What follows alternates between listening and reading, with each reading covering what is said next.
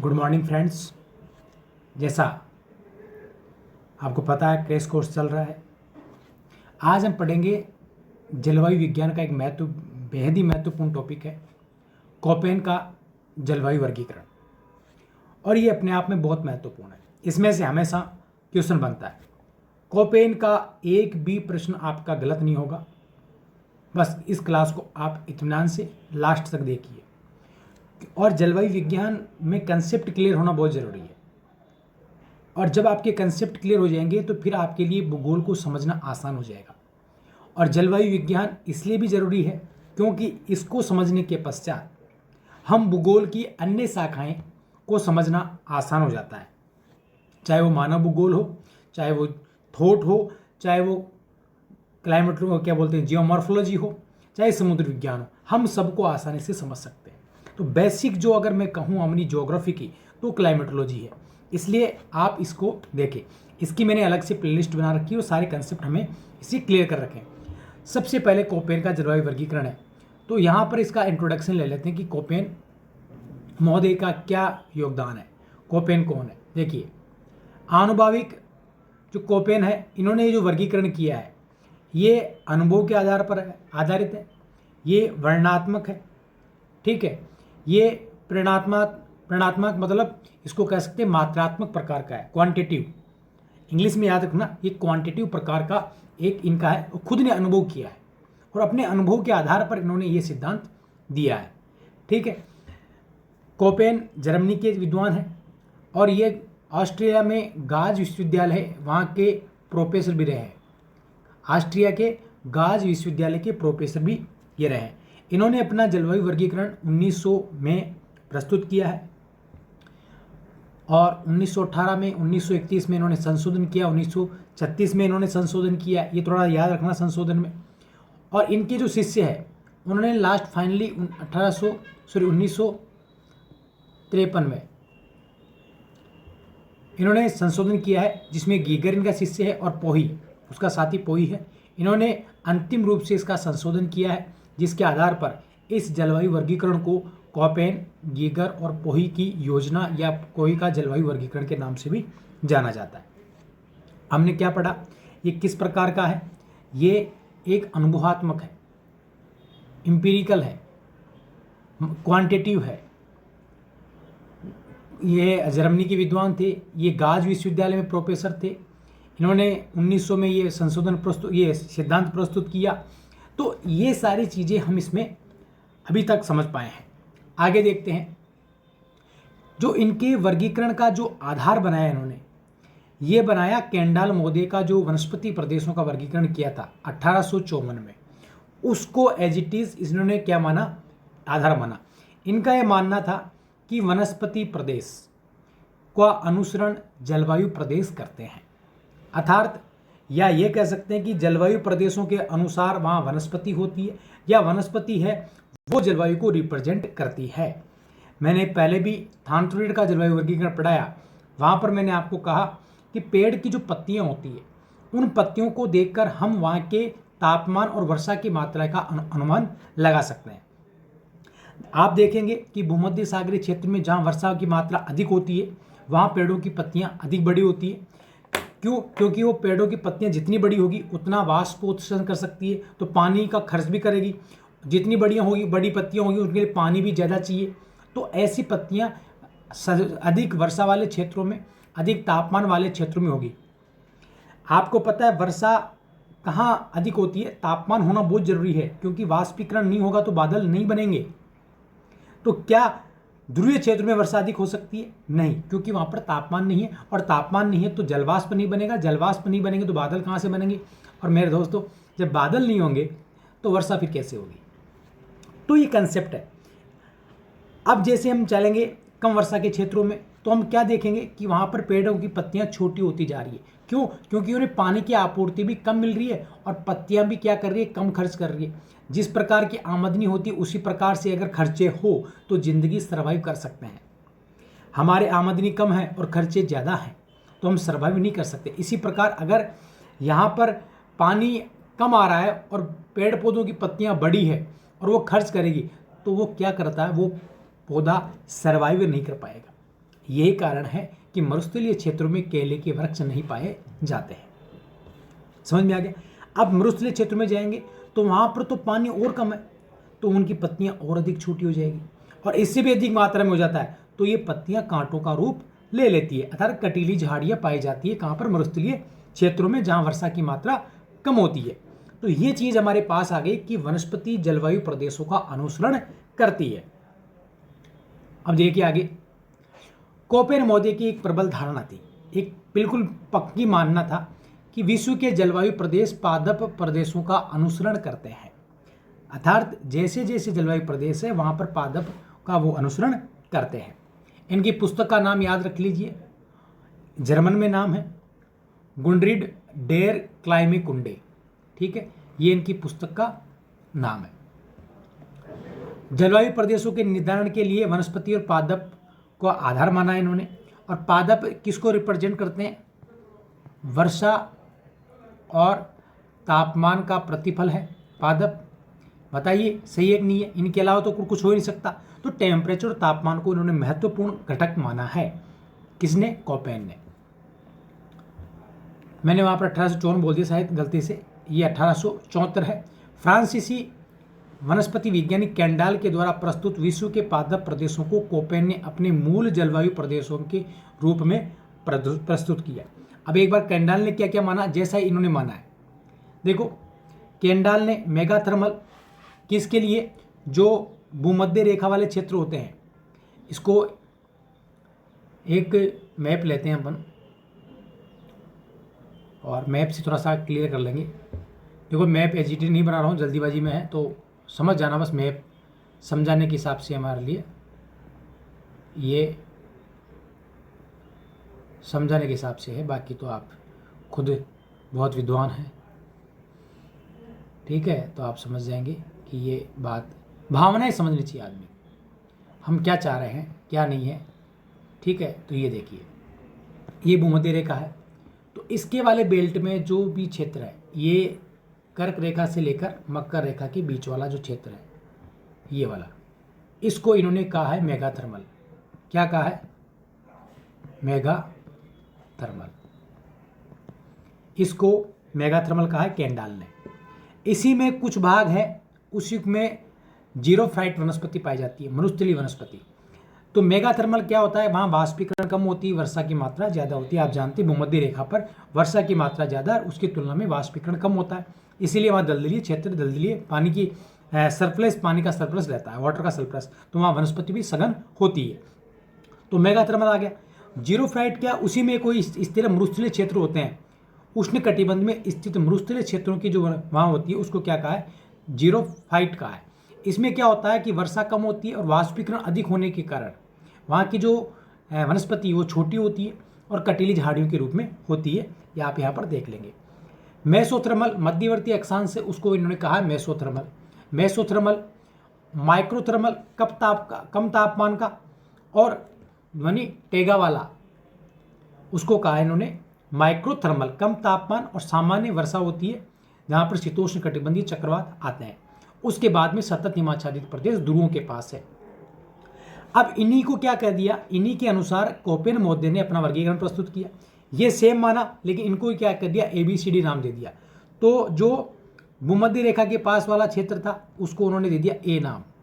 क्या दे दिया, A का मतलब मेगाथर्मल।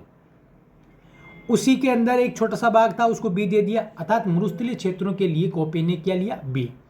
और मध्य वाला क्षेत्र है मेसोथर्मल, उसके लिए C ले लिया, टेगा वालों के लिए D ले लिया, और जो ध्रुवीय क्षेत्र है उनके लिए E शब्द का प्रयोग कर लिया, हेक्सिस्टोथर्मल, ठीक है। इस प्रकार इन्होंने क्या किया, वनस्पति प्रदेशों के आधार पर अपने जलवायु प्रदेश बांट दिए गए। एक आपने देखा होगा कि जो शुपेन महोदय, उसने भी तापमान के आधार पर बांटे थे, शीतोष्ण कटिबंधीय वाले जो आपने पढ़ते ना, शीत कटिबंध वो वाला।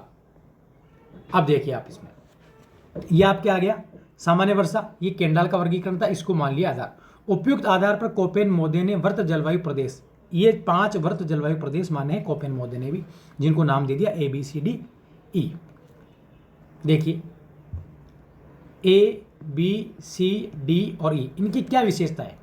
देखो यहाँ उच्च तापमान तो है, उच्च तापमान आधारित जिसमें वर्षा क्या होती है, वाष्पीकरण से ज़्यादा होती है, अर्थात ये एक तरह से मेगा थर्मल जैसा है, उष्णकटिबंध में स्थित है, इसको ए जलवायु दिया। ये कौन सी है, जब वहाँ पर पानी ज़्यादा है, वाष्पीकरण कम है, तो ऑब्वियसली आर्द्र जलवायु होगी।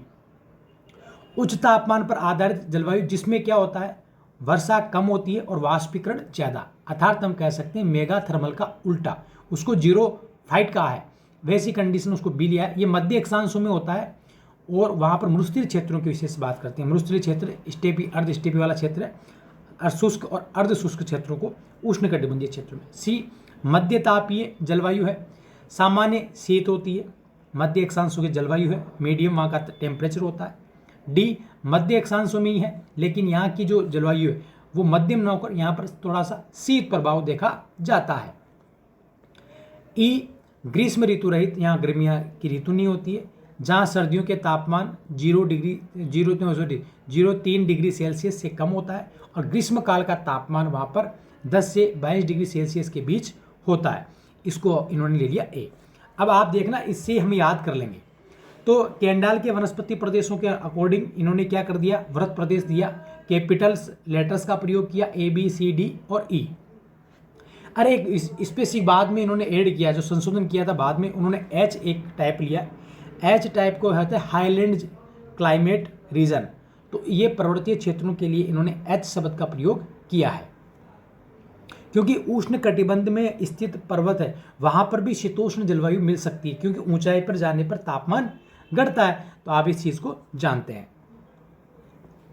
इसी प्रकार इन्होंने क्या किया, वर्षा के संदर्भ में कुछ संकेत माने, जैसे एफ का जर्मन में तो वैसे FEUCHT होता है, इसका मतलब होता है, इसको फिएस्ट कहते हैं, इसका मतलब आर्द्र होता है, गीला होता है जर्मन में, ठीक है। लेकिन ये इसका मतलब वही था, लेकिन हम इंग्लिश में इसको मान लेते हैं फुली रेन, मतलब जहाँ पर वर्षा अधिक होती है, ठीक है। एम का मतलब जो क्षेत्र मानसून वाले क्षेत्र हैं उनको इन्होंने एम के अंदर मान लिया है कि ये मानसूनी वालों क्षेत्रों के लिए। एस का मतलब है कि शीतकाल में वर्षा, समर शुष्क, अर्थात समर विदाउट रेन। तो इसका उल्टा आप समझेंगे कि जब समर विदाउट रेन है, इसका मतलब विंटर में रेन हो रही है। डब्ल्यू का मतलब है विंटर विदाउट रेन, अर्थात समर में वहाँ वर्षा हो रही है। अब हमारे यहाँ वर्षा कब होती है, हमारे यहाँ पर वर्षा होती है ग्रीष्म काल में।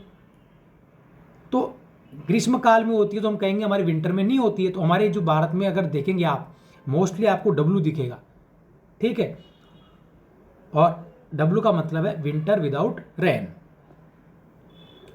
ये आपको याद हो गया।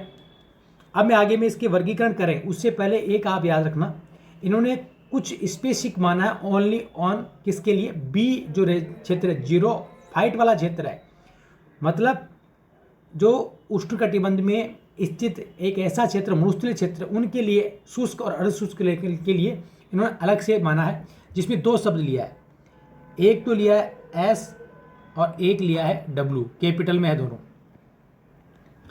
एस का मतलब तो होगा स्टेपी तुल्य जलवायु होगी वहाँ पर, यानी अर्ध शुष्क जलवायु वाले क्षेत्र है वहाँ पर एस होगा, और डब्ल्यू कहाँ होगा, जहाँ पर शुष्क जलवायु है, मरुस्थलीय जलवायु, वहाँ पर डब्ल्यू होगा। इन्हीं के साथ इनमें दो चीज़ें और लिए, एच और के, दोनों के साथ एच और के। तो इस प्रकार कितने हो जाएंगे, 4 प्रदेश अलग बनेंगे, जो किसके लिए ओनली डब्ल्यू के साथ आए, सॉरी बी के साथ आएंगे। एच का मतलब है सभी माह में 18 डिग्री सेल्सियस से अधिक तापमान। अब यहाँ 18 डिग्री सेल्सियस दे रखा है, एग्जाम में आपसे पूछ दिया जाए फ़ारेनहाइट में, तो इसके फ़ारेनहाइट होगा 64.4 डिग्री फ़ारेनहाइट, ठीक है।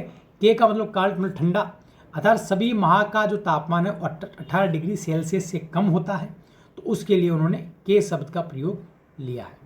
तो इस प्रकार बी के कितने 4 प्रदेश, कौन कौन से बन जाएंगे बी के 4 प्रदेश, बी एस एच, ये हो गया ना, बी एस एच, और इसी प्रकार बी एस डब्ल्यू और B S H, sorry W H, WH और BWK, इस प्रकार 4 है। बाद में इनके जो वर्षा के आधार पर भी हम इनको अलग से कर लेंगे, तो इस प्रकार 4 किसके बन जाएंगे, B के बनेंगे। अब तापमान के आधार पर इन्होंने संकेत दिए हैं। ए जहाँ जहाँ आएगा उसका मतलब है 22 डिग्री सेल्सियस से अधिक तापमान होगा। बी का मतलब क्या है, 10 से 22 डिग्री सेल्सियस के बीच। सी का होगा 10 से कम डिग्री सेल्सियस। और डी जहाँ पर है उसका मतलब -38 डिग्री सेल्सियस से कम तापमान। तो इस प्रकार इन्होंने क्या माना, इनमें स्मॉल लेटर का प्रयोग किया, ABCD, एक तापमान के लिए लिया है। तो अभी तक हमने क्या पढ़ा कि जलवायु प्रदेशों के लिए वृत्त कैपिटल 5 लिए, ABCDE। बी के लिए अलग से इन्होंने S और W लिया, उसको भी 2 उपभाग कर दिए, K और H। वर्षा के आधार पर इन्होंने जो मात्रा थी उसके आधार पर इन्होंने क्या लिया, F fully rain, M monsoon और S का समर विदाउट रेन स्मॉल में, W विंटर विदाउट रेन। उसके बाद तापमान की बात करें तो ABCD स्मॉल में, उसमें क्राइटेरिया क्या है, 22 डिग्री सेल्सियस से अधिक तापमान, 10 से 22 डिग्री सेल्सियस के बीच का तापमान, 10 डिग्री सेल्सियस से कम का तापमान, और डी का मतलब -38 डिग्री सेल्सियस का तापमान। अब देखिए, अब इनका वर्गीकरण हमारे पास आ जाएगा। ए जलवायु है, ए के साथ F आ रहा है, AM, AW और AS। इसका मतलब क्या हो गया हमारे पास, इसका मतलब है कि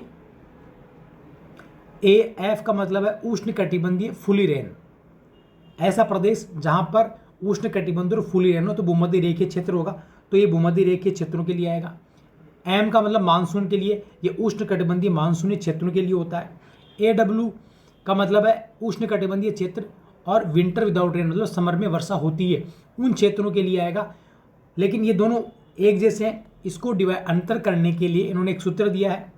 सूत्र क्या है, A बराबर 3.94 -R/25। R क्या है, उस स्थान की औसत वार्षिक वर्षा है, और इस किसी स्थान की औसत वार्षिक वर्षा है, उसको करने के बाद अगर A का मान सबसे कम वर्षा वाले महीने के मान से, किसी स्थान का औसत वर्षा आ गई और उसमें भी सबसे कम वर्षा वाला जो क्षेत्र है, महीना है, उस महीने की वर्षा से A का मान अगर कम है तो वहां पर आएगा AM, और A का मान सबसे कम वर्षा वाले के मान से ज़्यादा है तो वहां आएगा AW। ठीक है, ये थोड़ा सा इनका अंतर दिया, ये सूत्र आप देख लीजिएगा। और AS का मतलब उष्ण कटिबंधीय क्षेत्र जो समर विदाउट रेन अर्थात जहां पर ग्रीष्म काल में वर्षा होती है, तो ये इसमें ले लिया। अब देखिए आप बी के लिए मैंने पहले कह दिया, बी के लिए कितने प्रकार, 4, BSH उष्ण कटिबंधीय स्टेपी, और इसमें आ जाएगा जब ये क्या आ जाए, के का मतलब ठंडा, H का मतलब क्या था, जहाँ का तापमान 18 डिग्री सेल्सियस से ज़्यादा हो तो वो तो उष्ण कटिबंध में आएगा, और जिसमें 18 डिग्री सेल्सियस से कम हो वो कहाँ आ जाएगा, मध्य अक्षांश। तो के का मतलब है मध्य अक्षांश, तो मध्य अक्षांशों में अर्ध शुष्क जलवायु। ठीक है, फिर आ गया H का मतलब क्या था, 18 डिग्री सेल्सियस से अधिक, तो उष्ण कटिबंधीय क्षेत्रों में मरुस्थलीय, W का मतलब वार्म मरुस्थलीय, और क्या आ जाए तो मध्य अक्षांशों में शुष्क जलवायु। इस प्रकार ये इनके 4 वर्गीकरण बी के साथ में। सी के साथ में S भी आएगा, W भी आएगा और F भी आएगा, और इन सब के 2-2 वर्गीकरण होंगे भी आगे जाके। 2 S के हो जाएंगे 2, F के 4 और F के हो जाएंगे 3, W के 2। तो इस प्रकार 7 जलवायु प्रदेश किसके माने इन्होंने, सी के। उसी प्रकार डी के साथ में 2 चीज़ आएगी, एक तो आएगा W मतलब विंटर विदाउट रेन, और एक आएगा F फुली रेन, और दोनों के 4-4 ABCD। ये ABCD किसके आधार पे, तापमान के आधार पर, ये तापमान के आधार पर मतलब 32 डिग्री सेल्सियस से अधिक तापमान है, 22 डिग्री सेल्सियस से अधिक तापमान है तो वो A है, 22 से 10 के बीच है वो B है, 10 से कम है वो C है, और -38 से है वो D है। और E के साथ में ET और EF, ET का मतलब टुंड्रा और EF का मतलब है सतत हिमाच्छादित। तो इस प्रकार कितने वर्गीकरण इनके हो गए, और एक दे दिया इन्होंने H प्रकार के जलवायु प्रदेश। तो इनके जलवायु प्रदेश कितने हो गए टोटल, 1 और 8 9, 9 और 8 कितनी हो गई 17, 17 और 7 कितने हो गए 17 7 24 और 4 इसके कितने हो गए 28 और 4 ये, तो कुल 32 प्रकार इन्होंने भी बांटे हैं। तो ये जलवायु वर्गीकरण है। अब इसमें से आपके सामने जो क्वेश्चन आता है वो आता है राजस्थान में जलवायु वर्गीकरण कोपेन का। तो इसमें देखिए आप 4 प्रकार लिए राजस्थान के भी। AW का मतलब क्या हो गया, उष्ण कटिबंधीय कर्क रेखा के पास है और यहाँ पर विंटर विदाउट रेन अर्थात समर ग्रीष्म काल में वर्षा होती है, एक प्रदेश ये हो गया। इसको इन्होंने इस वाले भाग को पूर्वी राजस्थान वाला भाग है उसको CWG, जी का प्रयोग इन्होंने गंगा के क्षेत्र के लिए किया है। तो सी का मतलब क्या हो जाएगा, सी का मतलब मध्य तापीय, जैसे 23.5 डिग्री से ऊपर आ जाएंगे तो सी आएगा क्योंकि मध्य तापीय है। और डब्ल्यू का प्रयोग क्या हो गया कि मतलब विंटर विदाउट रेन अर्थात ग्रीष्म काल में भी वर्षा होती है भारत में, और जी मतलब गंगा का क्षेत्र। फिर आता है अरावली वाला प्रदेश है, मतलब 50 से 25 डिग्री वर्षा वाला क्षेत्र है, उसके लिए लिया है इन्होंने BSHW, मतलब कि ये अर्ध शुष्क जलवायु प्रदेश है। एच का मतलब क्या था, जहाँ का तापमान ज़्यादा हो, कितने डिग्री से 18 डिग्री सेल्सियस से ज़्यादा बिल्कुल तापमान इतना होता है। डब्ल्यू का मतलब है विंटर विदाउट रेन, बिल्कुल यहाँ पर समर में ही वर्षा होती है। एस का मतलब क्या होता है, अर्ध शुष्क मतलब स्टेपी तुल्य जलवायु। और बी का मतलब है तो ऐसा क्षेत्र जहाँ पर वर्षा की मात्रा में वाष्पीकरण ज़्यादा होता है। इसमें इतना क्या अंतर हो जाएगा, ओनली इस डब्ल्यू का अंतर हो जाएगा। जो अर्ध शुष्क वाला क्षेत्र था ये 25 सेंटीमीटर से कम वर्षा होने के कारण ये प्रदेश शुष्क हो जाता है। इस प्रकार 4 राजस्थान के हैं।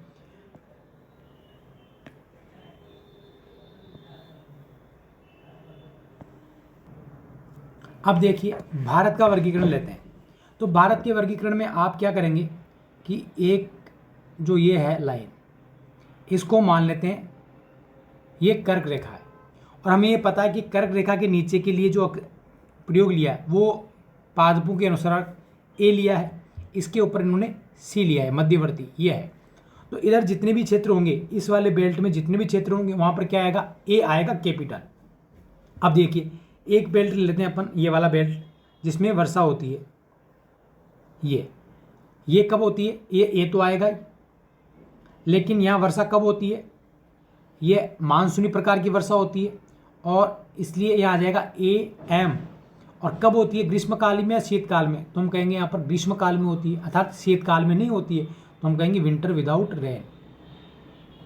तो यहाँ आ जाएगा AMW इस केरल वाले तट के लिए। फिर आगे देखेंगे इधर वाला बेल्ट है, ये वाला बेल्ट, इसमें लौटते हुए मानसून से वर्षा होती है, तो ये ए तो आएगा ही, लेकिन लौटते हुए मानसून से कब होती है, शीतकाल में वर्षा होती है, हम कहेंगे ग्रीष्मकाल में नहीं होती है, तो समर विदाउट रेन, तो इसके लिए आएगा AS। ये वाला क्षेत्र है, ये भी ए आएगा, लेकिन यहाँ वर्षा कब होती है, यहाँ पर होती है ग्रीष्मकाल में वर्षा, हम कहेंगे सर्दियों में नहीं होती है, तो विंटर विदाउट रेन, इसको कहते हैं समानातुल्य। तो इस वाले क्षेत्र में आ गया ये वाला। अब ये इधर वाला आएगा, सी आ जाएगा, और यहाँ वर्षा कब होती है, ग्रीष्मकाल में होती है, विंटर में नहीं होती है, तो विंटर विदाउट रेन CW। और इसके लिए क्या किया, जी गंगा का प्रदेश। इस प्रकार ये वाला बेल्ट हो गया आपका गंगा का प्रदेश। फिर इसमें देखिए, इसमें 2 भाग है, एक बार प्रदेश जहाँ पर क्या है, उष्ण कटिबंध तो है लेकिन ये शुष्क अर्ध शुष्क है, तो इसके लिए बी तो आएगा। अर्ध शुष्क के लिए क्या आता है, H, तापमान 18 डिग्री सेल्सियस ज़्यादा होता है, यहाँ गर्मियाँ है, तो यहाँ पर H। और वर्षा कब होती है, गर्मियों में या शीतकाल में, तो हम कहेंगे ग्रीष्मकाल में, तो शीतकाल में नहीं होती है, तो समर विदाउट रेन। ये वाला है, ये शुष्क प्रदेश है, लेकिन उष्ण कटिबंधीय बी। शुष्क के लिए क्या आता था, W और HW, क्योंकि तापमान उतना ही है और वर्षा भी किसमें होती है, इसमें, तो ये हो गया। अब ये जो अर्ध स्टेपी प्रकार की जलवायु है, ऐसा ही एक वृष्टि छाया प्रदेश हमारा यहाँ पर भी है, इसमें भी ठीक इसी प्रकार की वर्षा होती है। VS स्टेपी अर्ध शुष्क, तापमान भी ज़्यादा और विंटर में बरसात नहीं होती है।